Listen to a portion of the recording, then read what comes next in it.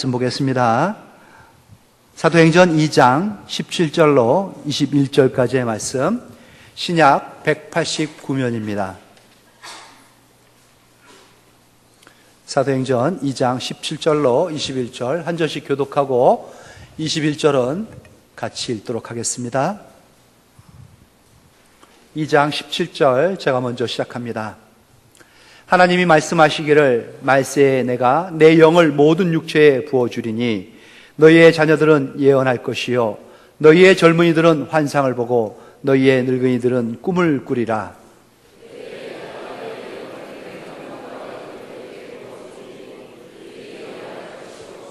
또 내가 위로 하늘에서는 기사를 아래로 땅에서는 징조를 베풀리니 곧 피와 불과 연기로다.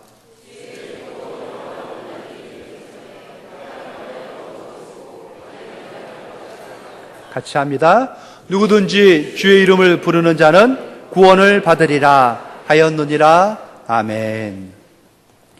오늘은 사도행전 2장 본문을 중심으로 해서 성령이 임했던 그 순간의 모습이 본문이 되겠습니다. 오늘 본문을 통해서 하나님께서 성령의 선물을 받은 사람들이 어떠한 사람이고 그 선물이 오늘 우리들에게도 가능한 건지 말씀하실 때에 하나님의 우리에게 베풀어 주신 그 귀한 선물 성령 모두가 가득 충만히 받고 돌아갈 수 있는 은혜의 시간이 되기를 소망해 봅니다. 여러분들은 성령을 받으셨습니까? 믿으실 때 말이죠. 그러면 날마다 성령의 충만한 삶을 살고 계십니까? 네. 이 순간도 여러분 성령의 충만함의 임재를 믿고 계십니까? 우리 교회가 아멘을 하는 성도들이 많아졌네요. 감사합니다. 초대교회에 막 부흥이 일어나실 때지요. 뜨거웠던 선교사역의 주역이었던 사도 바울이 에베소 교회를 방문합니다.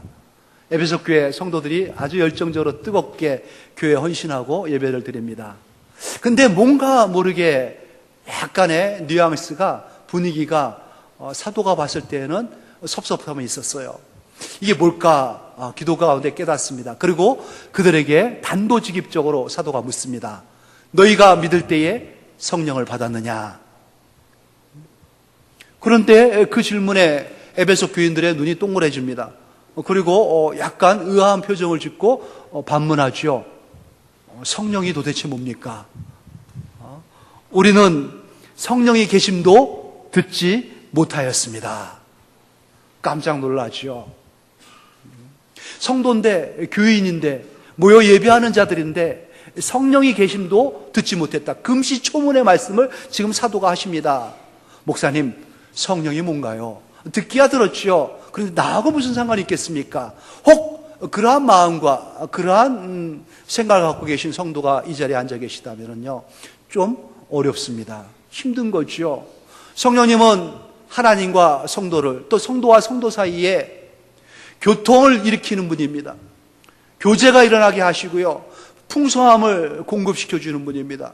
그래서 만약 우리에게 성령님이 안 계시다 하면요, 하나님과의 관계는 끊어졌다는 소리고요, 성도 간의 관계는 성도 간의 관계로서의 관계가 두절됐다는 겁니다. 성도가 아니라는 거죠. 하나님의 자녀가 아니라는 겁니다. 안타까운 것이죠. 그러게 여러분, 성령님이 계시는 것은 알긴 알지만 나하고는 상관없습니다. 그러한 마음으로, 그러한 자세로 앉아 계시다면 오늘 하나님의 말씀이 우리에게 임할 때 이거는 내가 너희에게 주는 특별한 선물이야 하고 성령을 베풀고자 할 때 여러분 받으시기 바랍니다. 풍성하게 충만하게 받으셔야만 되는 것입니다. 교회가 세상 가운데 점점 힘을 잃고 있습니다. 세상에 지탄을 받고 있는 대상이 되고 있죠. 많은 사람들이 교회를 보면서 비난을, 화살을 쏟아붓고 있습니다. 교회 다니는 사람들도 이러한 모습이라면 안 다녀하고 교회를 외면하고 세상을 나가기 시작했고요. 반드시 나와야 할 사람들인데도 교회 나옴을 주저하고 힘들어하는 사람들이 점점 눈에 띄기 시작하는 시대를 우리가 살고 있습니다. 그들이 왜 그런지 물어봤죠. 통계의 결과입니다. 왜 교회 나오기를 힘들어하는지, 왜 교회를 떠나가는지 말이죠. 교회가 영향력을 잃었다는 것입니다. 교회다운 모습이 있는데 그 모습을 잃어버렸다는 것이죠. 그런 교회에 뭐하러 나가는 거예요? 영향력을 잃어버린 교회, 힘을 잃어버린 겁니다. 어떤 영향력입니까? 선의 영향력입니다. 의의 영향력입니다. 사랑의 영향력, 베품의 영향력, 그 아름다운 영향력이 오늘날 교회에서 찾아볼 수 없게 됐으니 갈 이유가, 머물 이유가 없다고 떠나가 버리는 겁니다. 또한 그들이 말합니다. 교회에서는 교회에 그러한 영향력을 갖고 있는 실천적인 모습을 볼 수가 없습니다. 영향력이 있다고 말은 하지만은 드러나는 모습이 없다는 것이죠. 실천 부족을 꼽고 있습니다. 삶의 가정 가운데에 내가 우리 가족을 보니까 죽어도 나는 교회 못 나가겠다. 내 며느리를 보니 어떻게 교회를 나가겠느냐. 내 부모님이 시부모님이 못 다니는 교회라면은 나는 절대 나갈 수가 없다. 왜 그러한 말이 나옵니까? 우리 사장님이 교회를 다닌다고 나는 그런 교회에 못 나가. 영향력을 잃어버린 그들이 행함까지 잃어버렸기 때문에 그렇습니다. 온전한 행함을 찾아볼 수가 없습니다. 실천이 부족한 것이지요. 세상에 또 많은 사람들에게 근심과 걱정을 주는 교회, 지탄이 대상이 되고 있는 교회, 그러한 성도들, 성령의 역사가 힘을 잃은 교회의 모습입니다. 성령이 그 안에서 떠나간 성도들의 모습이죠. 그때에 세상에 버림을 받습니다. 세상 가운데 버림을 받은 맛을 잃어버린 소금과 같은 그러한 교인이 되고 그러한 교회가 되고 마는 것입니다. 주님이 지적했지 않습니까? 맛을 잃어버린 그러한 소금은요, 세상에 버려져 가지고 지나가는 사람들에게 짓밟히는 그러한 꼴이 되고 만다고 주님이 경고하셨습니다. 점점 그러한 모습으로 교회가 또 성도들이 그렇게 변해갈 때에 안타까움이 있는 것입니다. 하나님께서 하지만 이러할 때에 하나님의 사랑으로 교회가 성도가 온전하기 위해서 주시는, 공급해 주시는, 오늘 본문의 말씀을 보니 부어주신다고까지 표현했던 그 선물이 있습니다. 바로 성령님이시죠. 최후의 최종의 병기가 되는 하나님이 주시는 선물, 바로 성령이십니다. 이 성령을 받을 때에 우리는 세상 가운데 온전하여 하나님의 영광을 찬란하게 드러낼 수 있는 그러한 당당한 승리의 성도가 될 수 있습니다. 어떠한 신비적인 경험을 원하시고 계십니까? 어떤 영적인 번쩍이는 그 신비한 소리를 듣기를 원하고 계십니까? 신비주의에 많은 사람들이 빠지고 또 그것을 쫓고 있습니다. 어떤 영성의 체험을 원하고 그러한 것에 대한 경험을 원한다면요, 차라리 하나님께서 우리에게 말씀하신 대로 성령의 충만함을 소망하십시오. 성령의 충만함을 기대하시고요, 성령 충만함을 쫓으시기 바랍니다. 그때에 우리 영의, 우리 육의, 우리 인생의 참된 만족이 무엇인지 우리는 체험할 수 있게 되는 것입니다. 성령님은 우리를 새롭게 해주십니다. 성령님은 또한 우리를 하나님의 뜻 가운데로, 하나님의 말씀 가운데로 인도해 주시는 분이시고요, 성령님은 우리를 진리 가운데 거하게 하시고 하나님의 말씀으로 우리의 심령을 조명해 주시고 우리의 앞길을 밝혀 주십니다. 그분이 바로 성령님이십니다. 그분은 우리에게 기름을 부어 주시고요, 능력으로 우리를 온전하게 살아갈 수 있도록 세우고 인도하시는 분이십니다. 그리고 그분은 늘 우리와 함께 하시고요, 우리를 떠나지 않으십니다. 우리에게 늘 말씀하여 주시고요, 말씀해 주신 바를 생각나게 만드시고 생각나지는 그 말씀 가운데에 거하여 행케 하시는 분이 바로 성령님이신 것이죠. 그래서 예수님은 이 성령님을 소개할 때에 보혜사, 또 다른 보혜사라고 소개하십니다. 처음 보혜사는 예수님 당신 자신이시고요, 그리고 내가 떠나고 나면은 또 다른 보혜사를 너희들에게 보내주시겠다고 약속하신 분이 바로 성령님이십니다. 보혜사라는 뜻이 무엇인지 아십니까? 위로자라는 뜻입니다.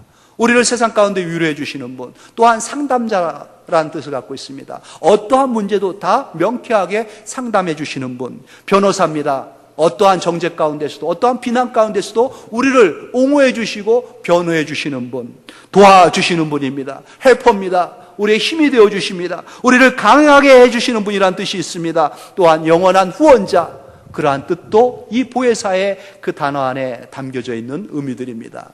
그러니 이 보혜사, 우리의 힘과 능력이 되고 우리의 위로가 되고 우리의 상담자가 되시고 우리를 변호해 주시는, 끝까지 우리를 후원해 주시는 성도를 성도답게 만들어 주시는 이 성령님이 우리에게 안 계시다면 어떻게 성도로, 어떻게 크리스찬으로 이 시대를 살아갈 수 있겠냔 말이죠.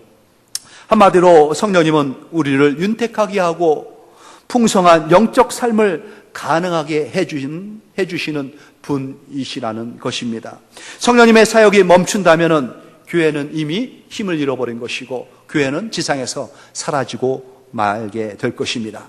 이 성령의 역사가 멈춘 성도 또한 이미 세상 가운데에 무력한 폐인의 길을 걷는 그러한 무기력한 비참한 성도의 껍데기만 남은 인생이 되고 말 것입니다. 여러분, 누가복음 15장에 나오는 탕자의 모습을 기억합니까? 부모에게 유산을 미리 상속받으려고 떼를 쓰고 상속을 받고 떠나가는 그 아들 말이죠. 그리고 그는 돈을 많이 가지고 이방 땅에 갔습니다. 허랑방탕한 아주 펑펑의 인생을 살았죠. 하지만 돈이 떨어지고 그 땅에 기근이 왔을 때 먹을 것이 없고 도와줄 사람이 없습니다. 그는 유대인들이 가장 저주하는 돼지를 치는 직업을 찾습니다. 그나마 하는 사람이 없으니까 그것라도 해야겠다 싶어서 가죠. 근데 그 일자리도 찾기가 힘들었는데 그 일을 하면서도 배가 고픕니다. 일을 하다 말고 돼지가 먹는, 그 저주받을 짐승인 돼지가 먹는 그 짐승 쥐엄 열매를 몰래 훔쳐 먹습니다. 그러다가 발각되죠. 쫓겨나고 맙니다. 그의 인생이 아주 비참해집니다. 이 비유가 무슨 뜻인지 압니까? 하나님을 떠나간 사람들의 비유죠. 또 믿는 사람들 가운데 그 안에 성령께서 거하지 않는, 겉보기에는 그냥 외형적으로는 그 부자 아버지의 아들이죠. 뭐 어디든 아들 아니겠습니까? 과거는 화려했습니다. 하지만 그의 삶은 비참합니다. 세상 가운데 조롱거리가 되고요. 세상에서 저주하는 그 짐승을 치는 직업도 얻지 못하고요. 그 짐승이 먹는 것조차도 주워 먹지 못하는 그러한 영적으로 완전히 기근 상태에 있는 비참한 인생을 걷게 되는 그러한 자가 되고 만다는 것입니다. 성령이 그 안에 거하지 않을 때, 성령의 인도를 받지 못하고 성령의 역사가 그 안에서 일어나지 못할 때, 그러할 때에 성도는 그러한 인생이 되고 마는 것입니다. 성령님에 대해서 그래서 우리는 잘 알아야 됩니다. 힘써 알아야 됩니다. 그리고 정중히 내 인생의 중심으로, 우리 교회의 중심으로 보좌 위에 이 성령님을 모셔드려야 되는 것이죠. 호세아 선지자가 이렇게 말했습니다. 내 백성이 지식이 없으므로 망하도다 하고 말이죠. 지식이 없으면은요, 성령에 대한 지식이 없으면은 성도는 망합니다.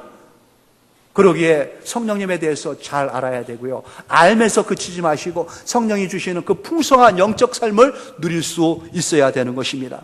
그래서 오늘 본문이 뭡니까? 새 역사를 시작하는 세상에, 이 땅에 성령의 충만함으로 말미암아 교회가 펼쳐지는 모습이 보여지고 있는 본문 아니겠습니까? 하나님의 약속을 믿고 이 성도들이, 이 제자들이 기다렸습니다. 그리고 열심히 뜨겁게 기도했지요. 기도하는 가운데 하나님께서 약속한 대로 성령을 그들에게 보내주신 것입니다.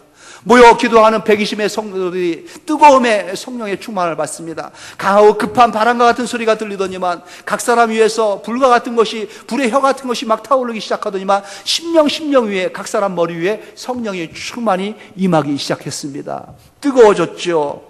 그들이 그렇게 성령의 무장을 받습니다. 세상을 향해서 이제 복음의 이 폭탄을 터뜨리는 그 주역이 된 것입니다. 하나님의 역사를 세상 가운데 펼쳐나가는 그 주인공들이 바로 이들이 된 것이지요. 이에 제자들 한 사람 한 사람 성령 충만으로 무장받습니다. 무장되어집니다. 적진을 향하여 돌진하는 특공대원처럼 이들은 이제 세상을 향해서 뛰쳐나가기 시작한 것입니다.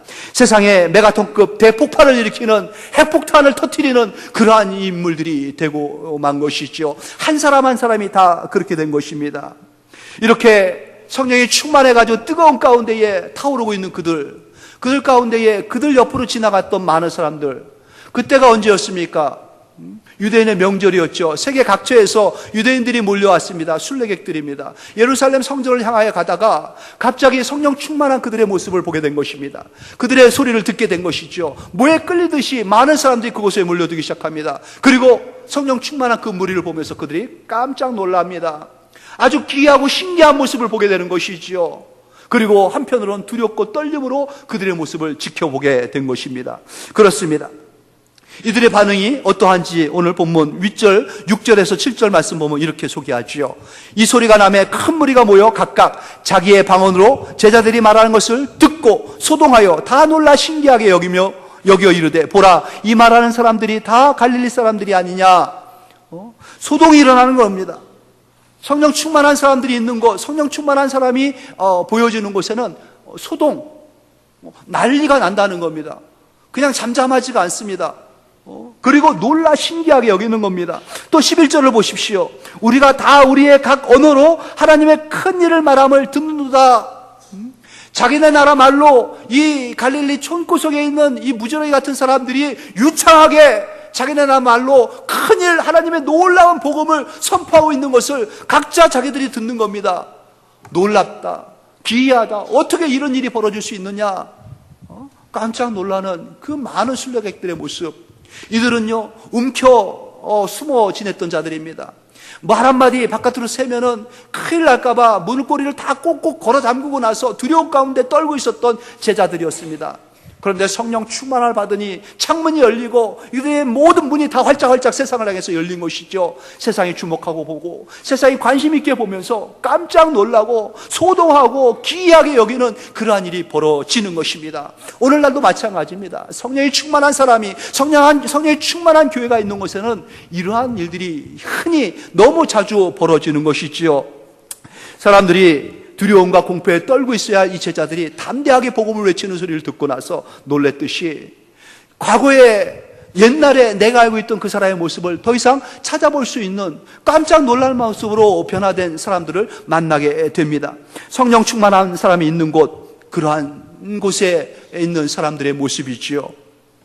그런 사람들 보고 사람들이 다 놀라 신기하고 당황하고 기이하게 여기는 모습, 변한 것입니다. 아주 놀랍게 변한 것입니다. 어떻게 저런 모습이 나타날 수 있을까 싶을 정도로 그 모습이 기이하게, 신기하게 그 입이 변한 겁니다. 말이 변하고 태도가 변하고 눈빛이 변하고 심지어는 옷 입는 것까지 변합니다. 그의 생각이 변합니다. 마음가짐이 변합니다. 모든 게 다 변한 것이죠. 그래서 그 변한 모습의 정체를 잘 모르는 사람들은 저들이 술 취했나 보다, 아침부터 대낮부터 이상한 술에 취해가지고 이상한 짓을 한다라고 그렇게 표현할 수밖에 없을 정도로 놀랍게 변하는 겁니다. 교통사고를 많이 나는 것을 목격하고 당하기도 하죠. 아주 잦은 추돌사고가 일어납니다. 저도 앞에 차를 좀 살짝 부딪혀가지고 사고를 낸 적이 한두 번은 있습니다. 그때마다 꼭 그들의 모습을 보면은 한 1, 2분 있다가 차에서 나와가지고 뒷목을 움켜잡고 인상을 쓰죠. 그리고 무슨 운전을 그따위로 하느냐, 나한테 운전을 가르치고 훈계를 합니다. 뭐 애든 어른이든 다 공통적으로 그래요. 그런데 이러한 사람이 있습니다. 앞에서 받았더니만은 나옵니다. 그러더니 이 받은 사람이 당황하고 막 어찌할 바를 모르고 있으니까는 그를 진정시켜 주는 겁니다. 놀랐죠? 많이 놀랐죠? 괜찮습니까? 어디 다치신 분 없나요? 차를 보니 차는 다 괜찮은 것 같은데 조심하시죠. 많이 놀라셨겠어요.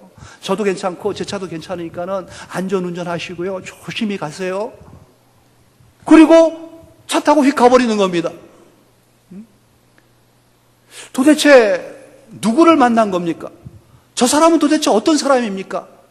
그가 나는 교회의 교인이에요, 나는 성도예요, 나는 크리스찬이고 나는 성령 충만함 받은 사람이에요, 이런 말 하지도 않았습니다. 티도 안 냈습니다. 그런데 100% 알게 됐죠. 크리스찬이구나, 하나님의 사람이구나, 성령에 충만한 사람이구나. 말 안 해도 알겠더라고요. 이거는 제 경험담입니다. 그래서 제가 그랬다는 게 아니고 제가 그렇게 받았다는 거죠. 그 이후로부터 제가 교통사고 났을 때 태도가 바뀐 겁니다. 많이 놀라셨죠? 괜찮습니까? 정신운전 하시지 그랬어요. 예수 믿으세요. 그리고 저는 갑니다. 하나님의 사람이 일상에서 변해야 돼요. 삶 가운데서 뭔가 다른 모습이 있어야 됩니다. 세상이 기대하는 게 그거예요. 영향력을 갖고 있는 교회, 선한 행실이 실천적인 모습이 나타나는 교회, 큰 거 대단한 거 바라지도 않고요, 요구하지도 않습니다. 작은 거, 삶 가운데에 따뜻한 한마디, 친절의 눈빛 하나, 그리고 배려해주는 손길, 그런 게 그리운 거죠. 그런 거 할 줄 아는 사람 누굽니까? 크리스찬이라 불리는 여러분밖에 없습니다. 성령은 그러기에 언제 누구에게 또 오셔가지고 무슨 일을 하게 만드시는지요. 오늘 본문이 짧지만 아주 잘 소개하고 있습니다. 오늘 성령 충만을 받은 베드로 사도 모든 사람의 궁금증을 한순간에 해소시켜주는 이 메시지를 던지고 있습니다. 아주 멋진 설교 아니겠습니까? 성령 충만함 받은 이 사도들의 특히 베드로의 첫 번째 설교가 오늘 본문입니다. 성령 충만 받고 나서 성도들을 향해서 또 세상 사람들을 향해서 던지는 첫 번째 메시지. 그가 오늘 표현 그 성령의 충만한 모습을 소개할 때에 과거 선지자인 요엘 선지자가 했던 말씀을 인용해서 그들에게 전하고 있습니다. 그게 오늘 읽었던 본문이죠.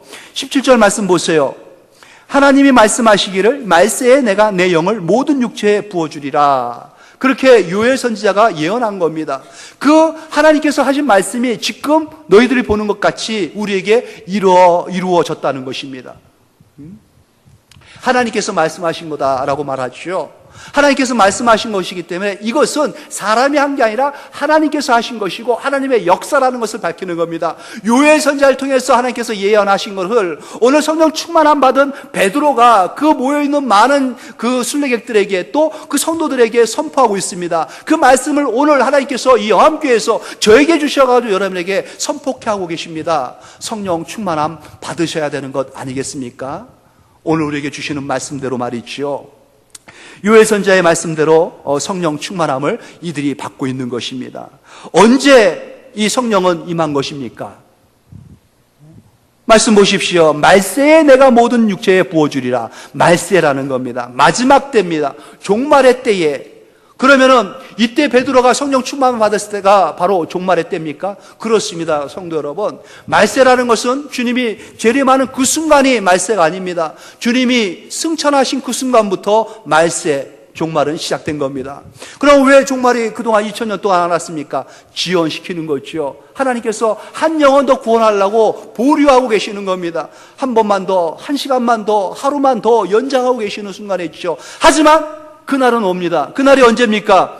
20절 말씀 보십시오. 주의 크고 영화로운 날, 주의 크고 영화로운 날, 큰 날이 오는 겁니다. 심판의 날입니다. 근데 그 날이 영화로운 날입니다. 세상은 심판을 받지만 이렇게 성령 충만함 받은 구원받은 백성들은 구원의 날이 되는 겁니다.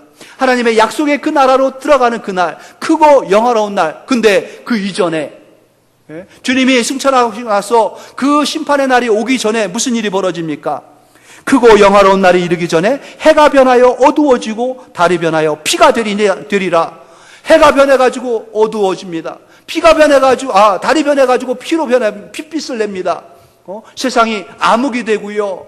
공포의 그 나날들이 이어진다는 것이죠. 그 위에 19절 말씀 보니까 내가 위로 하늘에서 기사를 아래로 땅에서는 징조를 베풀리니 곧 피와 불과 연기로다. 피와 불과 연기, 재앙의 상태인 겁니다. 재난을 당하고 있는 겁니다. 칼과 기근과 전염병이라고 구약에는 소개하고 있는 그때가 주님이 가시고 나서부터 오실 그때까지 이 세상에 펼쳐질 것입니다. 어둠과 혼돈의 세계, 어디 하나 마음 붙일 것, 희망 찾을 곳 없는 그러한 때를 보내고 있는 것입니다. 그러할 때에, 그때에 내가 내 영을 모든 육체에 부어주리라 하나님께서 약속하신 것입니다. 누구에게 하나님께서 이때에 하나님의 사람으로 온전하게끔 하나님께서 약속하신 성령을 부어주신다고 약속하십니까? 모든 육체라고 하죠. 그러면은 세상에 있는 모든 육체에게 다 부어주시는 겁니까? 하나님은 그걸 원하십니다. 다 부어주기를. 근데 받는 사람은 다 받지를 못하더라고요. 어떠한 사람이 하나님이 부어주시는 이 성령의 선물을 받는 사람들입니까? 21절 말씀 같이 한번 읽겠습니다. 시작. 누구든지 주의 이름을 부르는 자는 구원을 받으리라. 모든 육체입니다. 누구든지입니다. 하지만은 그 육체 가운데 누구든지 가운데에 꼭 주의 이름을 부르는 자들이 받는다는 겁니다. 주의 이름을 부르는 자. 주가 누굽니까? 누구길래 주를 불러야 됩니까? 많은 사람들은 주를 돈으로 보고 있습니다. 그래서 태어날 때부터 죽을 때까지 알게 모르게 이 돈에 끌려다니고요. 돈을 강요하는, 또 돈에 대한 가치관을 심어주는 그러한 인생을 살고 있는 것이죠. 어려서부터 계속 너의 주는 돈이야. 노골적으로 얘기는 안 해도요, 그렇게 가르칩니다. 너 공부 잘해야 돼. 왜요? 그래야 돈을 버는 사람이 되는 거야. 너 학교에서 성적 좋아야 돼. 왜? 그래야 돈을 버는 사람이 되는 거야. 말은 그렇게 안 해요. 훌륭한 사람 될 거야. 훌륭한 사람이 뭡니까? 돈 많은 사람. 그래야지 똑똑해지고 좋은 대학 가고 좋은 데 취직하고 좋은 지위 얻고 다 돈 벌기 위해서예요. 그래서 죽을 때까지 돈 많은 사람들은 세상에 관심과 존경을 받고 가는 것 아니겠습니까? 세상이 그렇게 가르칩니다. 세상에 주는 누구다? 돈이다. 아니면은 어떠한 특정한 권력자, 어떠한 지위, 이런 것들을 주로 삼습니다. 주는 뭡니까? 인생의 주인이 누구냐는 거예요. 너의 인생을 좌지우지할 수 있는 그 중요한 본질은 뭐냐라는 것이죠. 그거를 다 돈이나 사람이나 명예나 지위를 갖고 거기에서 찾는 것입니다. 그때에 우리의 주는 누구냐? 이어지는 말씀 36절 말씀을 한번 보실래요, 여러분? 36절 말씀 보면은 그런즉 이스라엘 온 집은 확실히 알지니, 확실하게 분명히 가르쳐주고 싶은 게 있는 것입니다. 너희가 십자가에 못 박은 이 예수를 하나님이 주와 그리스도가 되게 하셨느니라. 누가 주가 됐다고요? 예수. 십자가에 못 박아 죽은 이 예수, 비참하게 죄인처럼 죽은 이 예수, 그가 주가 되고 하나님이 그를 그리스도로 삼아 주신 겁니다. 우리 인생의 주는 예수입니다. 우리 인생의 구원자는 예수입니다. 그가 그러기에 주 예수 그리스도가 되는 것이지요. 우리의 주를 예수라 믿고 그 신앙 고백 가운데에 누구든지 주를 부르는 자, 주 예수의 이름을 부르는 자, 그분이 나를 위하여 십자가에 대속제물로 죽으셨고 나를 살리기 위하여 그 죽음 가운데서 일어나신 분이다. 그분이 나에게 성령을 부어주시는 분이고 이 땅을 살아가는 동안에 하나님의 사람으로 온전케 나와 함께 하시는 분이다 라는 것을 믿고 고백하는 사람들, 그러한 사람들을 이 말세 지말에 빛을 잃어버리고 혼돈 가운데 있는 이 시대 가운데에 하나님의 이 특별한 선물을 부어주신다고 약속하신 것입니다. 그렇습니다. 이어지는 38절 말씀도 보십시오. 베드로가 이르되 너희가 회개하여 각각 예수 그리스도의 이름으로 세례를 받고 죄사함을 받으라. 그리하면 성령의 선물을 받으리라. 성령의 선물을 하나님께서 약속하신 겁니다. 이 성령의 선물을 받는 사람들을 누굽니까? 예수 그리스도의 십자가의 죽음, 그 보혈로 자기의 모든 죄를 다 씻어버린 사람들입니다. 예수님의 그 죽음에서 일어난 부활, 그 부활을 믿고 주님 앞에 나아가 하나님 앞에 의로움을 받는 자들, 그러한 자들에게 하나님께서 이 성령의 선물을 부어주신다고 약속하신 것이죠. 누구에든지 간에 다 주는 겁니다. 이어지는 말씀은 이 약속은 너희와 너희 자녀와 모든 먼데 사람 곧 우리 주 하나님이 얼마든지 부르는 자들에게 하신 것이라. 얼마든지 부르는 자들이 다 여기에 모여 있는 것입니다. 여러분에게 약속하신 겁니다. 주시마 하고 말이죠. 그렇습니다. 이 성령이 임하면은 어떠한 일들이 그 인생 가운데 일어날까요? 이 성령이 충만한 사람들 어떠한 모습으로 살아가게 됩니까? 이어지는 말씀들이 쭉 사도행전이 전부 성령 충만한 사람들의 행적이 다 기록되어 있습니다. 오늘날도 그러한 성령 충만한 사람들의 모습은 많이 볼 수 있는 것이고요. 특별히 오늘 본문 말씀 보면 다시 돌아와서 17절 말씀 보십시오.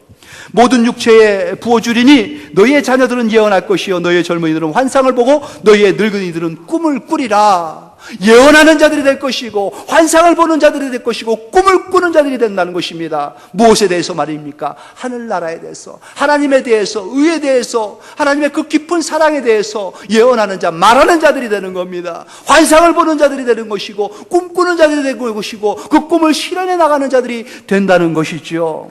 미국의 한 주에 고아원에 아주 불행한 어린아이가 하나 들어왔습니다. 동생과 같이 들어와가지고 고아로 자라기 시작하는데 그 성격이 얼마나 모질고 악한지요. 난폭하고 완악합니다. 아주 많은 시비를 걸면서 아이들을 괴롭히고 싸움도 잘해가지고 문제아 중에 문제아, 구제불능입니다. 근데 학교에 그 고아원의 선생님 한 분이 그에 대해서 늘 그런 사고 칠 때마다 그를 품고 기도하면서 하는 말이 하나님은 너를 사랑하신다. 이 친구 이름이 톰입니다. 톰, 모너거나 토마, 하나님은 너를 사랑하셔. 큰 꿈을 가져라. 큰 꿈을 가져라. 회의를 했죠. 의심이 드는 겁니다. 하나님이 사랑하긴 뭘 사랑해? 꿈은 무슨 꿈? 나 같은 놈이. 그러다가 불우한 청소년을 보내다가 퇴학을 당하고 맙니다. 뛰쳐나가시오. 그리고 자원병이 돼가지고 미 해병대에 들어갑니다. 해병대에서 혹독한 훈련을 받고 나오죠. 하지만 뛰쳐나갈 때도 그렇고요. 해병대 교육을 받을 때도 그렇고 항상 이 선생님의 말씀이 머릿속에 맴도는 겁니다. 하나님은 나를 사랑하신다. 큰 꿈을 품어야 된다. 큰 꿈을 가져라. 그가 아르바듯이 피자 가게에 취직을 합니다. 인생에 처음으로 남의 밑에 가서 일을 해보는 거예요. 그리고 자기 인생에 처음으로 성실하게 일을 하기 시작합니다. 모든 게 다 처음입니다. 알바도 처음이고 또 성실함도 처음이고 꾸준함도 처음이고 그러다 보니까는 소질이 드러나기 시작하는 겁니다. 남다른 반죽 실력이 드러나기 시작했어요. 반죽하는 솜씨가 얼마나 뛰어난지 뭐껏 대수겠습니까? 하지만 그 가운데 아주 성실하게 열심히 그 일에 임하기 시작합니다. 1960년 그 나이 23살에 그는 드디어 독립하듯이 나와서 조그마한 피자 가게를 차립니다. 그 피자 가게 이름이 도미노 피자예요.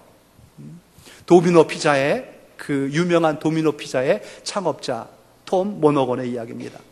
꿈을 이뤘었던, 꿈도 꿀 수 없었던 그 비참한 상황 가운데서 들려줬던 선생님의 그 복음, 하나님은 너를 사랑하신다. 큰 꿈을 가져라. 한 번도 그 말씀을 머릿속에서 떠나보낸 적이 없었던 이 아이, 결국은 큰 꿈의 실현자가 되고 마는 것 아니겠습니까? 전 세계에 도미노 피자를 공급하고요. 세계적인 CEO가 돼가지고 그는 많은 돈을 법니다. 그리고 그 돈의 많은 돈을 청소년들을 위하여 불안인 자들을 위해서 다 희생하고요. 그들에게 오늘도 가가지고 외친다 하지요. 하나님은 너희를 사랑한다. 큰 꿈을 품으라고 말이죠. 복음을 듣고 그 복음 안에서 성령으로 말미암아 충만해진 자들, 꿈이 살아나는 것입니다. 환상이 보여지기 시작하는 겁니다. 그들 입이 변하여 놀라운 말들이 그 입술 가운데, 삶 가운데에 드러나는 것이죠. 세상에 영향력이 있는 자들, 세상에서 실천적인 그리스도인의 모습을 드러내는 자들로 변하는 것입니다. 세상은 악합니다. 사악한 영이 판치는 것이고요. 사악한 영이 판치는 이 세상 가운데에 교활하게 약삭 빠르게 살아야지 성공하고 출세하는 시대를 살아가고 있습니다. 그러한 때에 어리석게도 하늘나라를 꿈꾸고 하나님의 말씀을 붙잡고 하나님의 영광을 위하여 낮은 자리, 희생의 자리, 섬김의 자리를 마다하지 않고 내려가는 자들, 그러한 자가 바로 너야 돼 하고 하시는 하나님의 말씀이 늘 마음 가운데 떠올리는 사람이 바로 나라고 믿는다면요, 하나님의 기대가 나에게 모아지고 있다면요, 하나님께서 오늘도 나를 통해서 그 역사를 펼쳐가길 원하시고 나를 가정에, 직장에, 또 이 세상 가운데 한 구석을 밝힐 수 있는 하나님의 빛으로 소금으로 살기를 원한다 라는 그러한 믿음이 지금도 여러분들 마음 가운데에 남아있다면 말이죠, 겸손하게 머리를 숙이시고 하나님 앞에 구하십시오. 하나님, 믿는 자에게 허락하시는 그 성령의 선물을 저에게도 주십시오 하고 말이죠. 여러분을 너무나 잘 아시는 하나님의 특별한 선물, 사탄을, 세상의 권세를 강타할 수 있는 강력한 최종의 최후의 무기, 성령이십니다. 같이 조용히 그분을 요청합시다. 오늘 하나님 저에게, 우리 모두에게 성령의 세례를, 성령의 충만함을 주시옵소서. 함께 머리 숙여 하나님 앞에 간절한 마음으로 기도하겠습니다. 하나님의 성령의 충만함을, 하나님의 말씀 붙잡고 믿음으로 구하시기 바랍니다. 영향력이 있는 세상에서 실천적인 하나님의 사람의 삶을 살아가야 되는 것 아니겠습니까? 하나님께서 구하는 우리들에게 주실 것입니다. 얼마든지 말이죠. 함께 한 목소리로 잠시 간절한 마음 담아 하나님 앞에 간구하는 시간 같습니다. 함께 기도하겠습니다. 하나님 아버지, 은혜를 감사합니다. 우리에게 오늘 귀한 은혜의 말씀을 주셨습니다. 이렇게 새 역사가 펼쳐지기 시작했지요. 세상에 하나님 아버지 새 물결을 일으키는 하나님의 사람들을, 성령의 충만함을 하나님 허락하셔서 보여주기 시작했습니다. 세상은 변화되어 하나님의 세상은 움직이기 시작합니다. 하나님 아버지, 세상에 하늘나라가, 하나님의 나라가 선포되어지고 세워지면서 하나님의 사람들이 일어나기 시작했습니다. 오늘 우리에게 유해 선지자의 예언과 같이, 베드로의 해석과 그 설교와 같이 오늘 하나님 주신 이 말씀이 귀하고 귀하게 우리에게 들려집니다. 말세에 하나님의 크고 영화로운 날이 이르기 전에 해가 하나님 변하여 빛을 잃고 하나님 달이 변하여 핏빛을 내고 있는, 피와 하나님 칼과 기근과 전염병이 도는 이 시대 가운데에 하나님 아버지, 피와 불과 연기가 가득한 하나님 혼돈과 혼란함이 가득한 이 시대 가운데에 하나님의 사람으로 온전하게 세워지기 위하여 간구하고 허락하시는 성령 우리에게 부어주시옵소서. 하나님 충만하게 구하는 자들에게 조용히 또 하나님 또 은밀히 충만하게 임하여 주시옵소서. 진실로 구하는 자들에게 말이죠. 구하는 자에게 허락하신 하나님 아버지, 그 약속대로 성령의 충만함을 주시니 감사합니다. 이제 성령님께서 우리 안에서 어떻게 말씀하시는지, 우리를 어떻게 인도하시는지 묵묵히 조용히 지켜보며 순종하며 걷겠습니다. 성령님 말씀하여 주시옵소서. 인도하여 주시옵소서. 우리의 전 인격을 변화시켜 주시고 세상에 하나님의 영광을 드러낼 수 있는 빛이 될 수 있도록, 소금이 될 수 있도록 우리를 하나님의 최종 병기로 사용하여 주시옵소서. 감사하며 예수님의 이름으로 기도합니다. 아멘. 우리 자리에 일어나셔서